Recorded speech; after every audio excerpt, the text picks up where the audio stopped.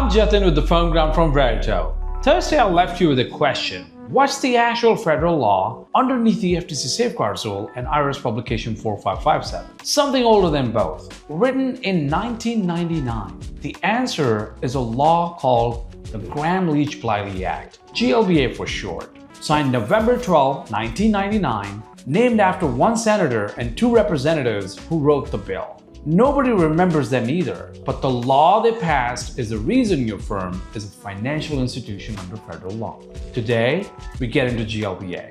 What it actually says, its 3 rules, and how the whole compliance stack we've been building for the last 4 episodes sits on top. Fair question to open with. Why does a 1999 financial services law apply to a tax practice in 2026? The answer is how Congress defined one specific phrase, financial institution. Congress didn't write tax preparer into the statute in those words.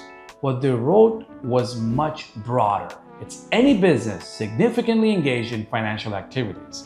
The FTC took that language, looked at what tax preparers actually do, and said, yes, the definition fits. Which makes sense once you say it out loud. You collect social security numbers, bank account routing details, income figures, refund destinations. This is exactly what the law was designed to protect. The industry Congress had in mind was banks, but the firms that ended up covered included yours. Before we walk through the 3 rules, I want to give you the map, because once you see the hierarchy, everything we've covered in this series clicks into place. Top tier, GLBA. The federal law passed by Congress in 1999, that's the statute. Middle tier, one side you have FTC Safeguards Rule, that's the regulation the FTC wrote to implement GLBA. That's 16 CFR Part 314. This is the one we covered in episode 7. 9 elements, real enforcement teeth, $50,120 per violation. Middle to your other side is IRS Publication 4557. That's the playbook the IRS wrote to help tax preparers meet the same standards. Security 6, WISP requirement. That's what episode 5 and 6 walked you through. Both sides come under GLBA. Neither one exists without it, which is why episode 7's penalties feel connected to episode 5's WISP requirements. They are connected. Same federal law, 2 different regulators enforcing it. GLBA has 3 main rules. Let's walk through them. Rule 1 is Financial Privacy Rule, codified at 16 CFR Part 313. This governs what you can do with your non-public personal information about your clients and how you have to disclose your practices to them. There are 2 things it actually requires from a tax firm. First one, a privacy notice. If you're a covered financial institution, and you have to provide clients with a written notice describing how you collect, use, and protect their personal information. It has to be given at the start of the relationship and annually after that, unless an exception applies. Then there's the second part, which is limits on sharing. You cannot share non-public personal information with unaffiliated third parties for their marketing purposes without giving clients a chance to opt out. Most tax firms don't share client data at all, so this rarely triggers. But if you do use outside providers who touch client info, this rule shapes what your contracts have to say. For most firms, the privacy rule shows up as a document, the privacy notice on your website, the disclosure in your engagement letter. If those don't exist yet, that's the first thing to add. Rule 2 is the Safeguards Rule, and this one you already know. Because when we covered the FTC Safeguards Rule in episode 7, this is exactly what we were covering. 16 CFR Part 314. It has 9 elements: qualified individual, written risk assessment, safeguards, testing, training, vendor oversight, incident response, evaluation, annual written report. Every one of those requirements comes from this rule, and every dollar of penalty risk recalculated in episode 7 comes back to GLBA as a parent statute. If you want the deep dive, go back and rewatch episode 7.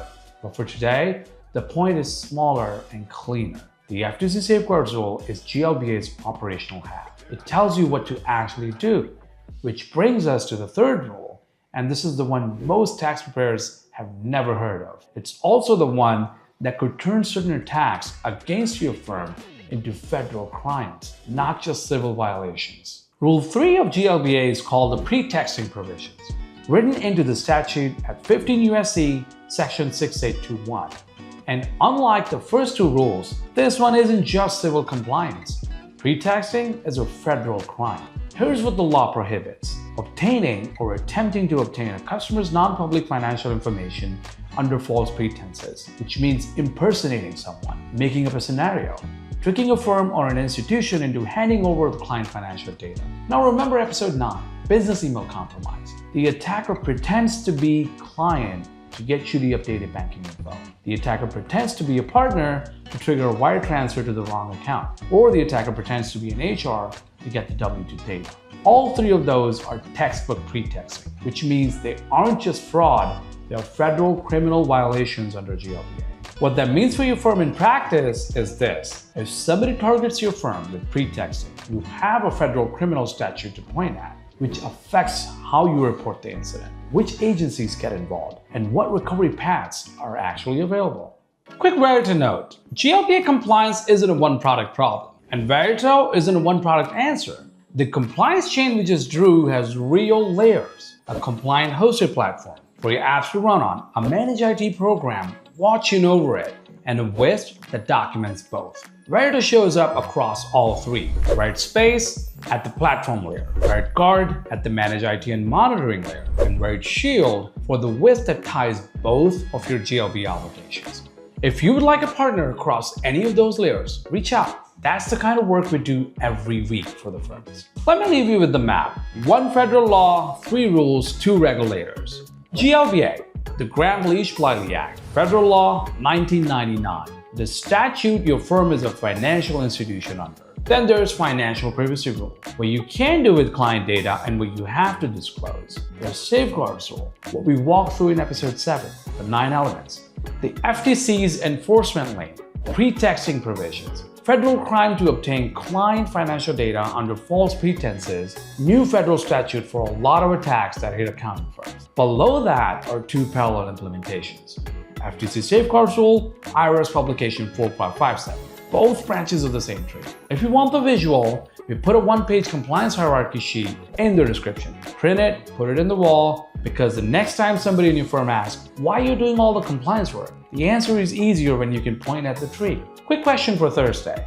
Which encryption is your firm actually required to use? Not what's recommended, not what's a good idea. What the FTC and IRS actually require in specific terms, at rest, and in transit. Most firms have some encryption on. Most firms don't know which of it counts. Thursday, we clear that up. I'm Jatin. This is the Firm Ground from Verito. Stay safe and stay blessed.